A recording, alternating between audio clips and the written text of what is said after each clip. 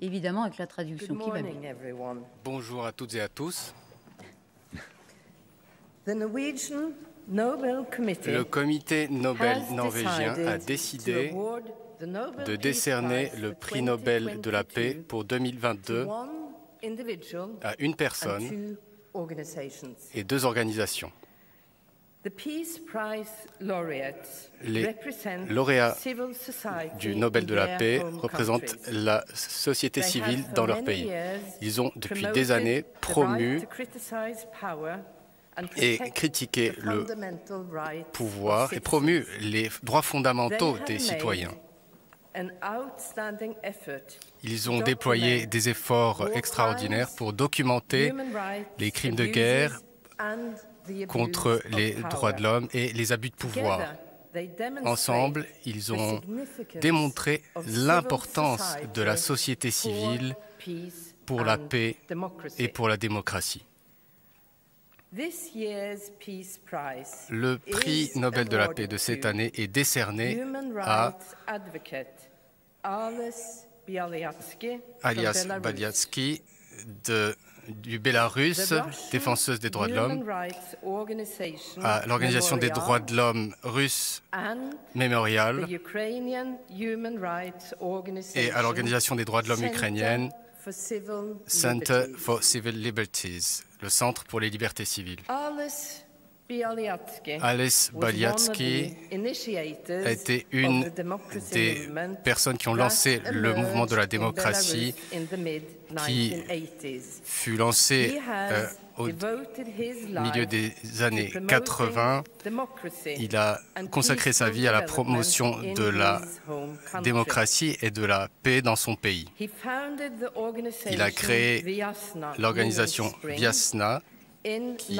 veut dire printemps, 1996, en in 1986, response to the en réaction constitutional amendments aux amendements that gave constitutionnels the controversés qui ont dictatorial octroyé au and président des triggered pouvoirs dictatoriaux widespread et qui a demonstrations. déclenché des manifestations de grande ampleur. Vyasna provided support Vyasna for the a apporté jailed demonstrators son and soutien their families. aux manifestants emprisonnés et à leurs familles. Dans les années qui suivirent, Vyasna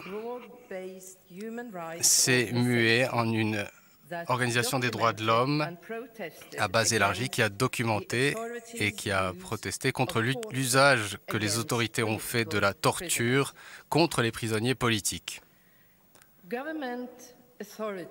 Les autorités gouvernementales ont maintes fois cherché à réduire au silence Biatska. Il a été emprisonné de 2011 à 2014 suite à des manifestations de grande ampleur contre le régime en 2020. Il fut à nouveau arrêté. Il est toujours en détention, sans procès. Malgré des difficultés personnelles immenses, M. Baliatsky n'a pas cédé un pouce dans son combat pour les droits de l'homme et pour la démocratie au Bélarus. L'Organisation des droits de l'homme Memorial a été créée en 1987 par un militant des droits de l'homme dans l'ancienne Union soviétique qui souhaitait veiller à ce que les victimes du régime communiste et de son oppression ne soient jamais oubliées.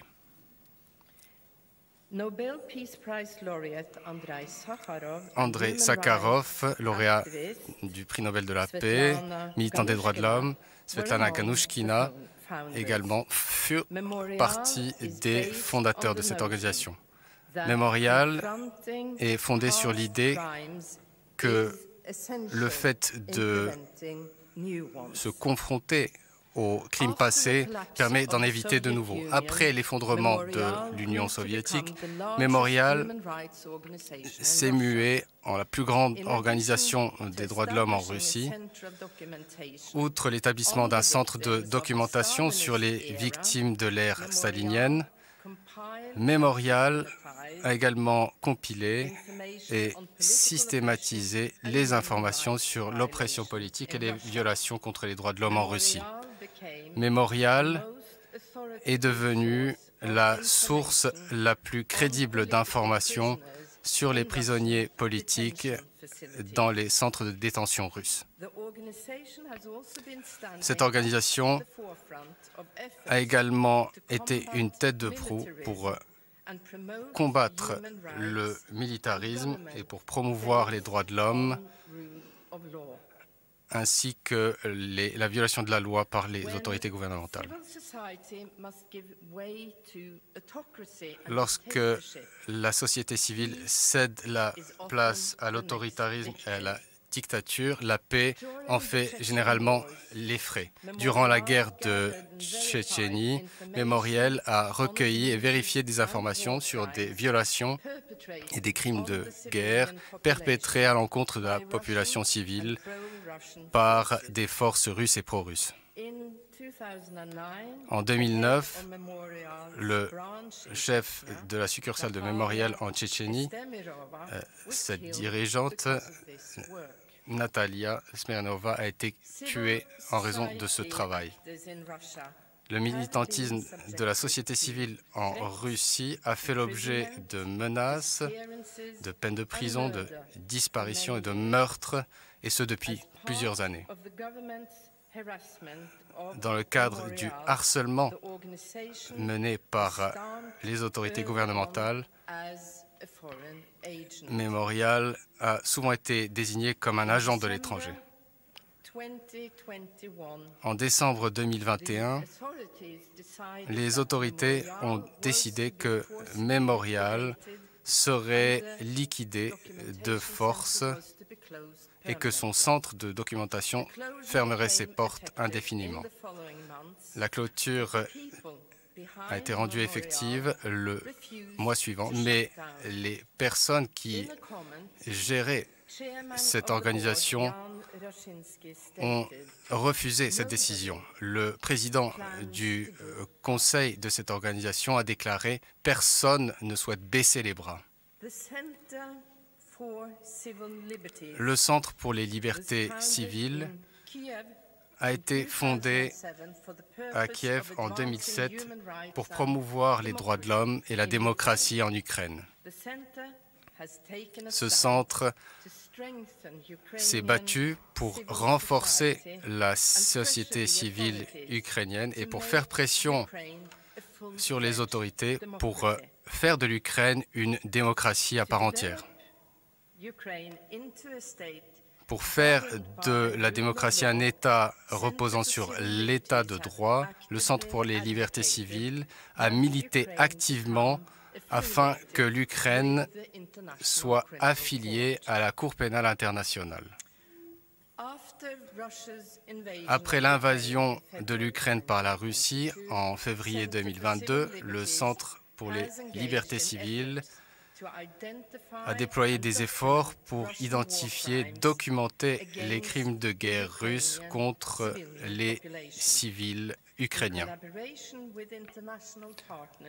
En collaboration avec des partenaires internationaux, ce centre joue un rôle pionnier afin de mettre les coupables face à leurs responsabilités et face à leurs crimes. En décernant le prix Nobel de la paix pour 2022 à Hannes Bialyatsky, à Memorial et au Centre pour les libertés civiles, le comité norvégien Nobel a souhaité honorer 3 défenseurs exceptionnels des droits de l'homme, de la démocratie et de la coexistence pacifique dans 3 pays voisins, le Bélarus, la Russie et l'Ukraine. Grâce à leurs efforts continus en faveur des valeurs humaines, grâce à leur antimilitarisme et grâce à leurs principes fondés sur la loi, les lauréats de cette année ont redynamisé et honoré la vision d'Alfred Nobel, celle de la paix et de la fraternité entre les nations. Une vision dont nous avons grandement besoin dans le monde aujourd'hui. Je vous remercie. Voilà, donc vous avez entendu le palmarès. Évidemment, c'est un triple prix très critique à l'égard de Poutine. On pouvait s'y attendre. Alors, aucun des noms qui avaient été évoqués comme favoris, souvent, effectivement, les Nobel surprennent. C'est à la fois une surprise, mais la confirmation, comme vous le disiez, Jean de Lignacy, que le Nobel, c'est un jury, c'est un prix politique. Et alors là, c'est très clair. Le message est clair. Alors, c'est très clair, mais en même temps, visiblement, le Nobel n'a pas voulu s'ingérer dans les débats politiques. Tikhanovskaya, c'est un débat politique avec Loukachenko.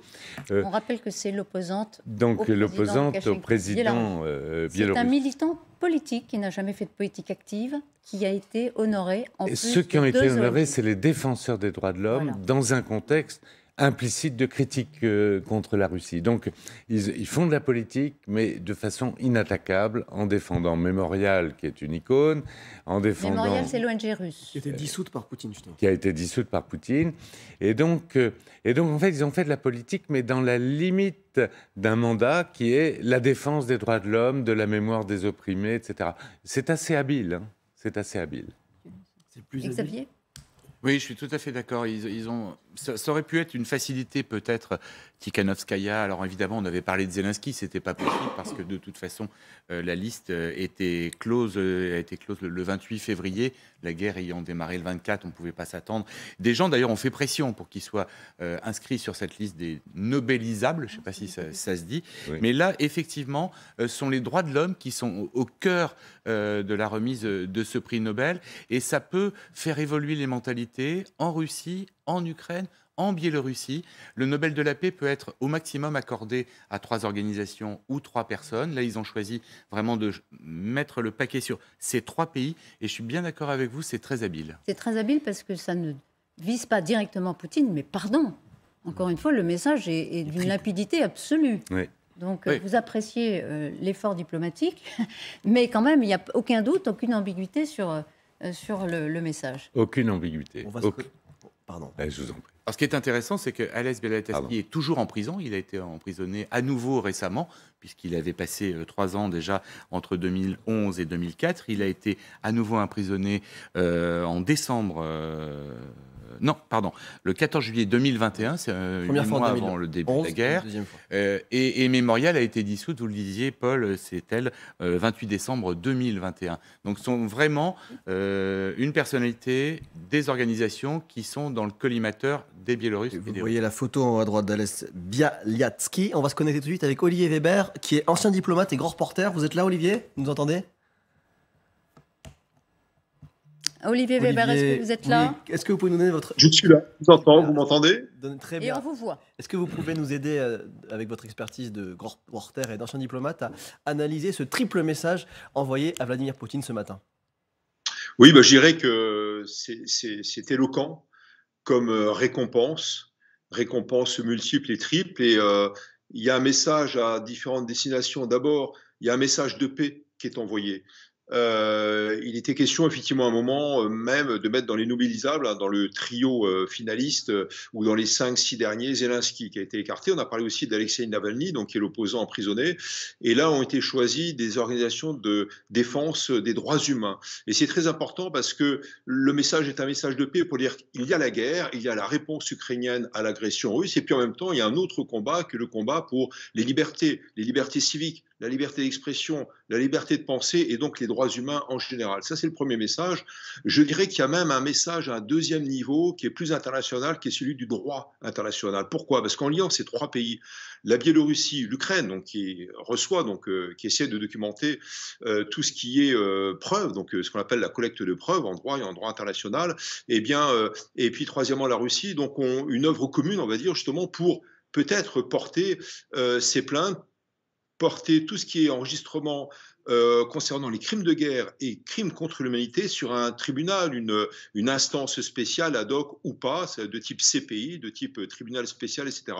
Donc ça, c'est le deuxième message. Et puis, troisièmement, on lie finalement les 3 pays. Et ça, c'est intéressant de lier les opposants biélorusses par la veine donc, de Bialysky, Mémorial qui a été dissoute, ça a été dit, donc en décembre 21, et puis bien sûr, ce comité, ce centre des libertés civiques en Ukraine. Donc je dirais que c'est un triple message et c'est une triple récompense, et donc ça se lie effectivement à 3 niveaux, et c'est pas de bon augure. Ça montre aussi que le terrain, on va dire, n'est pas simplement militaire, il est aussi diplomatico-juridique, et c'est très important pour l'avenir parce que vous le savez comme moi, le temps de la justice, et surtout celui de la justice internationale, est un temps long. Zelensky était trop chef de guerre pour gagner le prix Nobel de la paix, c'est ça que vous nous dites? Oui, absolument. On a en mémoire le prix Nobel de la paix donné à Obama, que je ne critique pas sur le fond, c'est simplement au moment où il y avait encore la guerre d'Afghanistan, et puis bien sûr le prix Nobel donné au président éthiopien au moment où continuait, où se perdurait donc le conflit avec le Tigré. Et donc là, il y a un message.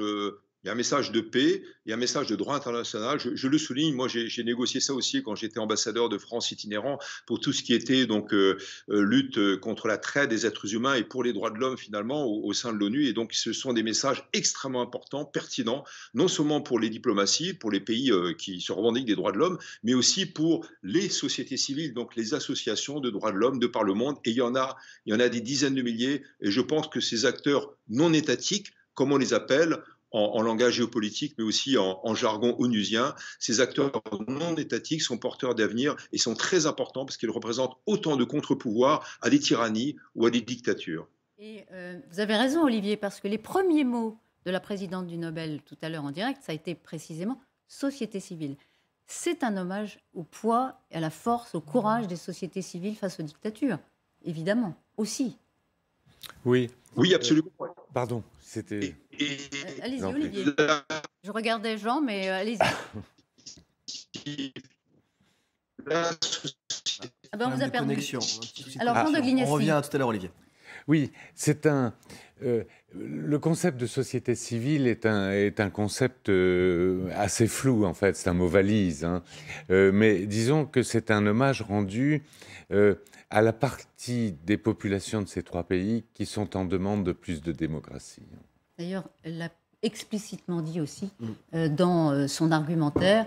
Elle a dit que c'était des soutiens de la démocratie, la défense de la démocratie. Oui, d'autant plus que les sociétés civiles dans ces pays-là, les 3 d'ailleurs, hein, Biélorussie, Russie et Ukraine, ont énormément de mal à exister d'une part et puis à s'exprimer. C'est très intéressant qu'il y ait ce centre des libertés civiles de Kiev qui est tout récent, mais qui est un pays où aussi il y avait des problèmes de droits de l'homme. Alors aujourd'hui, la guerre emporte tout, oui, mais il y a des problèmes à régler aussi en Ukraine. Alors évidemment, il y a eu des périodes de démocratie. Moi, j'étais en 2004 pour la Révolution Orange, donc la première révolution qui nous a alertés sur ce qui se passait en Ukraine.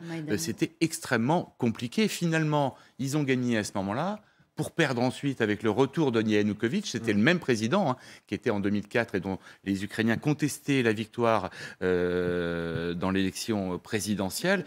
Et on voit bien qu'il faut absolument soutenir cette société civile, qu'il faut aider tous ces défenseurs des droits de l'homme, parce que le chemin est long, qu'il y a énormément de travail pour que tout le monde puisse s'exprimer sans aucun souci, sans qu'il y ait de répression. Et ce n'est pas valable uniquement en Russie. En Biélorussie, c'est encore un peu différent, puisque là, Loukachenko est vraiment au bord du précipice. Il est soutenu par Vladimir Poutine, mais si jamais ce soutien n'existe plus, il devrait s'effondrer. Et d'ailleurs, Svetlana Tikhanovskaya vient de créer un gouvernement en exil en Lituanie. Elle est très souvent à Paris aussi, et elle espère bien la chute de Loukachenko pour introduire la démocratie dans ce pays-là. Justement, la connexion est revenue avec vous, Olivier Weber, grand reporter.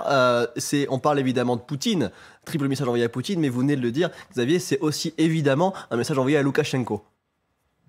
Oui, bien sûr, les deux sont liés, et puis les deux nébuleuses, on va dire, d'opposition, et c'est au sens large, des 2 pays sont liés également, Biélorussie et Russie.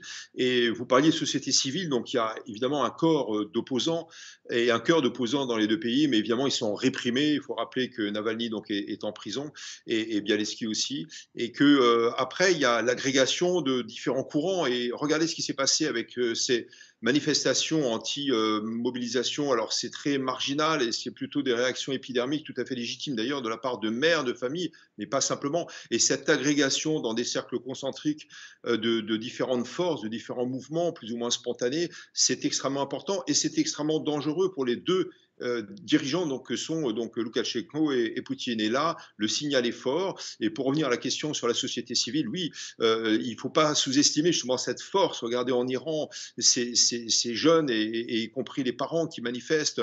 Regardez au Mexique, il y a aussi tous ces comités de mères de disparus contre les desaparecidos, c'est-à-dire les personnes enlevées par les cartels. Et je parle justement pour la Russie et la Biélorussie. Il peut y avoir aussi un soulèvement, une agrégation entre un corps plus ou moins organisé donc de mouvements d'opposition et puis bien sûr de type ONG comme Mémorial, avec une partie de la société beaucoup plus large. Et bien sûr, cela fait peur aux deux dirigeants que sont Loukachenko et Poutine. Mais est-ce que vous pensez que l'appel du comité Nobel, quand ils appellent la Biélorussie à libérer donc, ce militant éco-lauréat qui s'appelle donc Ales Bialatski, il est actuellement en prison, est-ce que vous pensez que ça peut marcher ou pas? Parce qu'on sait que sur Loukachenko, il n'y a pas grande pression possible.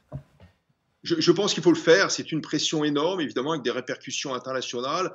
Beaucoup moins évidemment sur la Biélorussie, d'autant plus qu'il y a une alliance de fait entre la Russie et la Biélorussie, y compris avec parmi les trois, donc les deux récipiendaires du prix Nobel, Mémorial donc, et puis Bialatski. Donc il va y avoir une union contre, de la part de Minsk et de Moscou, contre l'attribution à ces deux lauréats donc, du prix Nobel de la paix. Mais il n'empêche, cela crée des pressions, diplomatiques, cela peut contribuer à un réveil aussi à l'intérieur de ces deux sociétés. Et puis Xavier l'a dit aussi par rapport à cet exil, la diaspora, y compris bien sûr avec Madame Tiranovskaya. Et donc, cela contribue donc à cet effort, et c'est un signal politique très fort, un signal d'engagement, et un signal bien sûr en faveur des droits de l'homme, et qui sont constamment bafoués dans ces deux pays. Un signal qui sera très entendu, on imagine, en Ukraine, en Russie et au-delà, peut-être aussi en Iran, où les femmes se battent, on le rappelle, on en parlait ici même hier, évidemment. Dans un instant, les chroniqueurs, et Xavier, vous allez revenir sur des otages français en Iran. C'est un nouveau rebondissement dans ce qui se passe aujourd'hui, qui secoue l'Iran. Merci beaucoup, Jean de Glignassi, de nous avoir accompagnés depuis 9h ce matin dans le temps de l'info. À très vite. À très vite. Dans un instant.